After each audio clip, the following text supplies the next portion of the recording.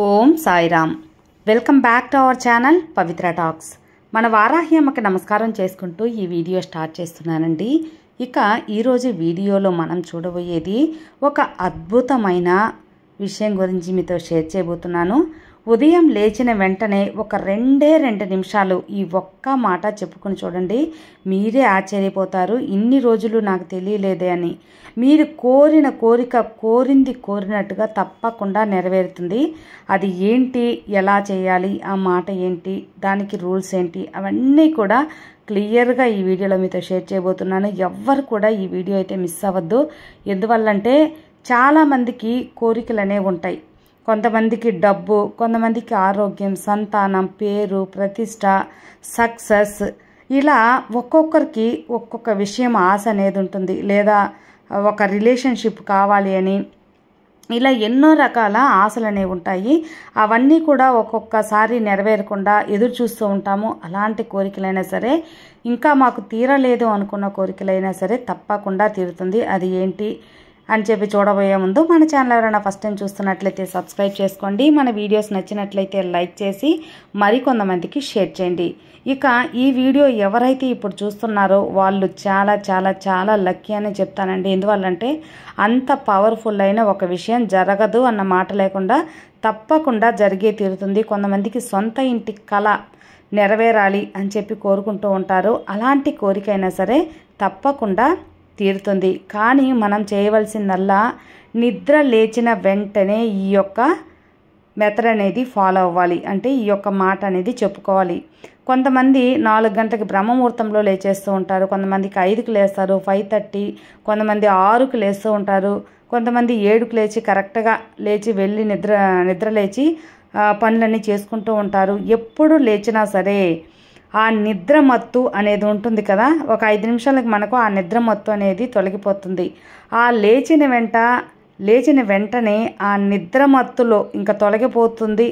ఆ సమయానికి ముందు ఆ నిద్ర మత్తు అనేది ఉంటుంది కదా, ఆ నిద్ర మత్తులు అనేది మీరు ఈ మాట చెప్పుకోవాల్సి ఉంటుంది. ఇదే రూల్ అన్నమాట.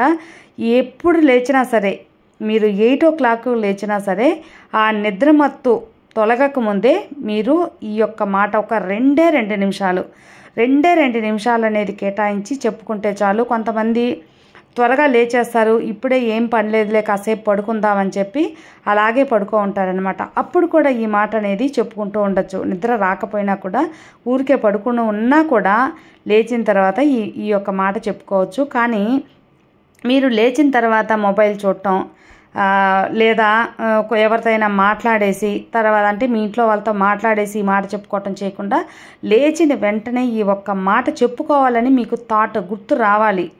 అలా థాట్ వచ్చిన వెంటనే మీరు 2 minutes ఈ యొక్క మాట అనేది చెప్పుకొని తర్వాత యాజ్ యూజువల్గా మీ పనులు అనేది కానిచ్చేయచ్చు. ఆ నిద్రమత్తులు ఎవరితో మాట్లాడాలని చాలామందికి అనిపించదు.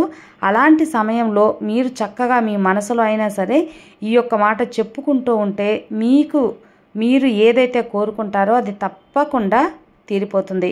ఇక మరొక విషయం మనం గమనించాల్సింది ఏంటంటేనండి, మనం ఒక కోరిక పెట్టినప్పుడు ఆ కోరిక గురించి మాత్రమే మీరు ఈ యొక్క మాట చెప్పుకోండి.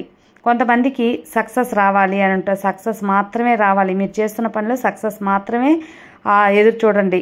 అలాగే కొంతమంది ఒక వీసా కావాలి, వీసా మాకు శాంక్షన్ అవ్వాలి అనుకుంటారు.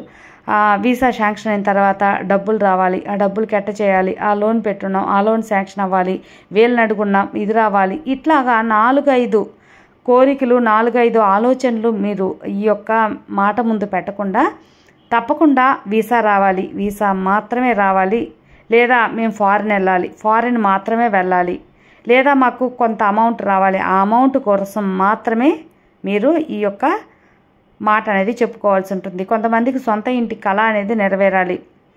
ఆ సొంత ఇంటి కళ నెరవేరాలి, ఆ సొంత ఇల్లు కట్టుకోవాలని ఒక ఆశ ఉన్నప్పుడు ఆ ఆశ మాత్రమే మీరు పెట్టి ఈ యొక్క మాట అనేది చెప్పుకోండి.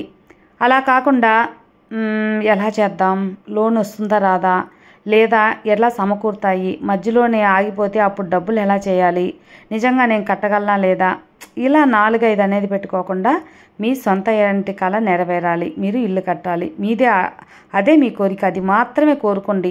ఇంకొరవన్నీ కూడా అందులోనే సమకూరిపోతాయి అన్నమాట. అలా ఒక కోరిక బేస్ చేసి ఒక కోరికని టార్గెట్ పెట్టుకొని మీరు ఈ యొక్క మాట అనేది చెప్పుకోవాల్సి ఉంటుంది. తప్పకుండా జరగదు అనేది ఉండదండి, తప్పకుండా జరిగే తీరుతుంది. మరొక విషయం ఏంటంటే, మీరు పీరియడ్స్లో ఉన్నారా, స్నానం చేశారా చేయలేదా, నాన్ వెజ్ తిన్నారా లేదా, మీరు ఇంక ఏదైనా అంటూ ముట్టి తీటి లాంటివి ఏదైనా ఏ రూల్స్ లేదు ఉదయం లేవగానే ఈ మాట చెప్పుకోవటం. ఎందువల్లంటే ఇది ఫుల్ అండ్ ఫుల్ ఒక లా ఆఫ్ అట్రాక్షన్ మెథడ్ కాబట్టి ఎవరైనా కూడా చెప్పుకోవచ్చు, ఎటువంటి రూల్స్ లేవు కాబట్టి ప్రతి ఒక్క మతం వాళ్ళు కూడా ఈ యొక్క ఫార్ములాని మీరు పాటించవచ్చు.